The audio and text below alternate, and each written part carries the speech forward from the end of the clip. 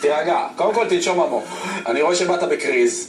אנחנו כבר עם נציג מזנון הכנסת, כאן אחד ממפעילי מזנון הכנסת, עזרא חבא, אבל לפני זה אנחנו רוצים לעבור לעופר חדד, אני מדייק. שלום לך עופר חדד, שימו לב, הוא חצי איתנו, חצי ב-SMSים, הוא נמצא שם במרכז העניינים.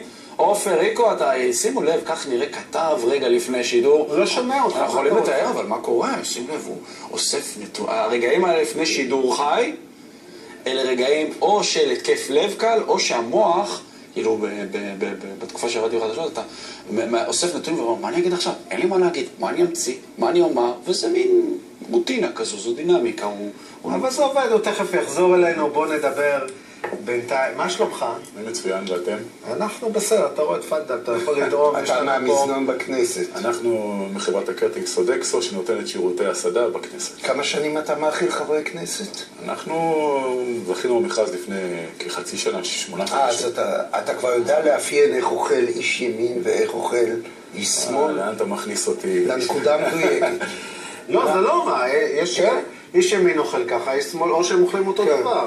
אנחנו כעיקרון מבשלים אוכל ישראלי. לא, אתה לא תדבר לי את הסיפורים. אתה צריך לראיין פוליטיקאים, אייל, ככה צריך לראיין פוליטיקאים. כן, לא, האוכל ישראלי, גם אני מבשל אוכל ישראלי. ראיתי אתמול. איך אוכל איש ימין, איך אוכל איש שמאל. אין תשובה חד משמעית לזה.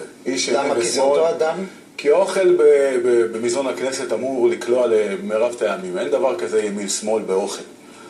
אני לא נתקלתי בזה. מרב הטעמים של מי?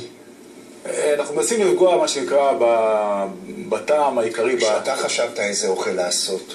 מה החתך, מה הפרופיל של פוליטיקאי ישראלי? זכר, נקבה, בן 60, בן 50, סקסי, רדום, מי הוא?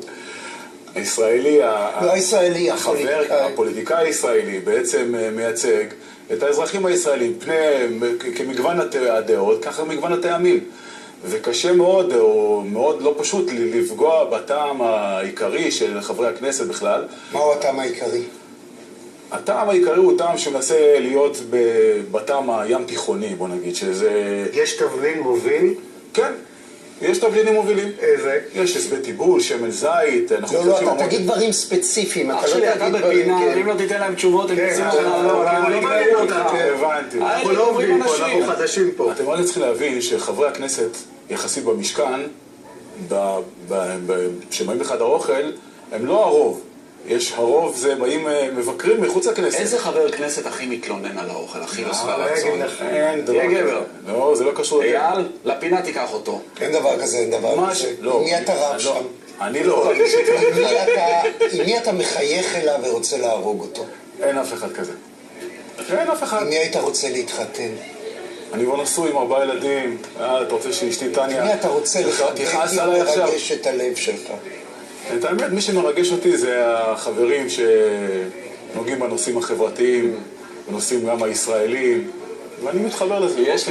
יש לי תחושה שהשהות הארוכה שלו בכנסת הפכה אותו כבר גם לדובר מיומן, הוא מצליח לצאת מכל הפינות, מרביץ את החיוך עדיין. כן, ראית? אתה יכול להיות דובר של... טפלון זה מותג, אסור לי להגיד. הבנתי, איך קוראים לזה לחומר הזה? לא יודע. לא נדבק. לא נדבק. רגע, מנה מספר אחת אצלכם בכל זאת הכי פופולרית, כאן עם איזה תובנה? שוב פעם, ברמת הטעמים קשה לפגוע במנה הפופולרית, אבל המנה העיקרית שהולכת מבחינה מנה עיקרית, ויסלחו לי הצמחונים, אבל יש לנו גם אוכל צמחוני במזנון. אפילו אימצנו סיום שני האחרון מיטלס מנדיי, גם מיקי חיימוביץ' עזרה לנו בזה, אבל מה שאתם רואים, רוב האוכלוסייה שמבקרת בכנסת, כולל חברי הכנסת, אוהבים את הפרגית הצלויה. בתוספת... הלכת על הקלאסי. אין מה לעשות. זה החיה הכי פוליטית שיכולה להיות, אתה יודע למה? הפרגית.